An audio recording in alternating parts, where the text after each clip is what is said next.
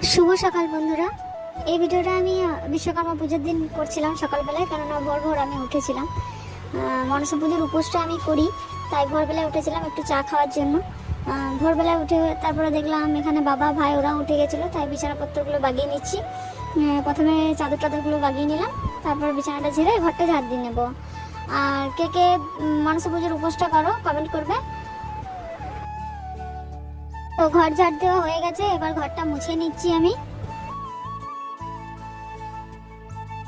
তো এইদিকে আমার ভিতরে ঘরটা মোছা হয়ে গেছিলো, এখন আমি বারান্দাটা মুছে নেব, তারপর মুছে স্নান করে নেব। তারপর এদিকে দেখতে পাচ্ছি আমার স্নান হয়ে গেছে। এবার কিছু ফুল তুলে নেব, ফুল তুলে নিচ্ছি। আজকে সেভাবে গাছে ফুল আনি, কারণ কিছুদিন ধরে এত বৃষ্টি হয়েছে যার কারণে ফুল হচ্ছেই না। একটা জবা ফুল পেয়েছি, সেটাই মাকে দিয়ে দেবো। একদিকে পূর্ণিমা পুজোর মা জোগাড় করছিল, আর এদিকে হচ্ছিল বিশ্বকর্মা পুজো। ভিডিওটা এই পর্যন্ত। ভালো লাগলে লাইক কমেন্ট সাবস্ক্রাইব। টাটা।